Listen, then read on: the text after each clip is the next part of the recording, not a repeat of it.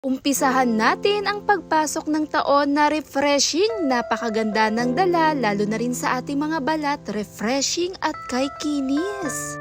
Kumuha lamang ako ng kalahating lemon lang, maliit lang ang ating kakailanganin. Pagkatapos direkta ko nga itong piniga-piga, kunin lang natin yung mala-juice nito. Ang lemon, mayaman na rin to sa vitamin C na tumutulong magbigay lightening, bleaching agent na rin to kaya napakagandang magbigay effect lalo sa kutis na nagbibigay kinis.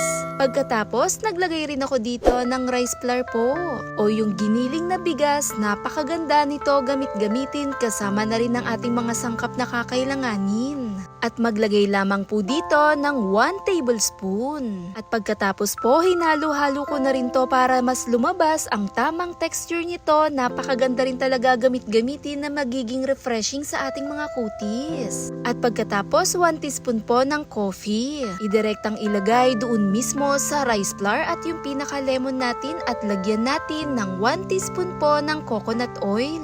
Napakaganda rin ang dala ng coconut oil lalo na rin sa ating balat dahil naglalaman na rin to ng vitamin E na nagbibigay malusog sa kutis at yung pinakakape mayaman yan sa antioxidant. At sa pinagsama-sama natin, halu-haluin lamang itong mabuti para mas makita ang tamang texture niya. Naglagay na rin ulit ako dito ng pinaka-lemon. Sa pagtimpla nga nito, nakadepende po sa juice ng lemon natin ang dami ng ating kakailanganin para mas makuha natin yung tamang texture ng cream na datingan nito. At sa paghalo-halo ko nga po, nakuha ko na rin ang pinakatamang texture niya. Heto nga po ang tamang timpla. Kadalasan, wala na rin talaga tayong time para sa sarili natin na nagdadry na rin ang balat natin. Nandyan na rin yung nagiging oily. Dito nga po sa ating ginawa, napakaganda gamitin na nagbibigay moisture. Higit sa lahat, nire-refresh nito ang ating kutis. Dahil na rin sa mga pinagsama natin, all-in-one din talaga, napakaganda ng kombinasyon.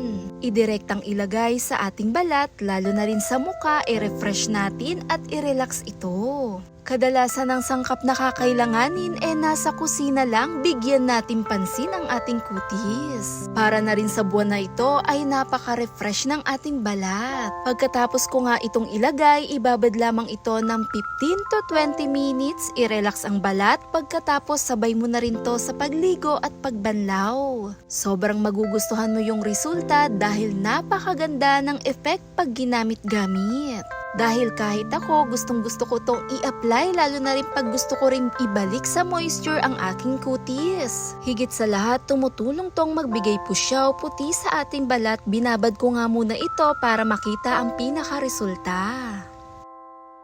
Pagkatapos ko nga po ibabad, heto na nga, kay lambot, kay kinis at napaka-smooth din talaga ng datingan nito. Bagay na bagay din talaga kahit anong skin texture ng ating balat ay pwede rin po ito. Napakalambot at napakakinis. Thanks for watching guys! Bye!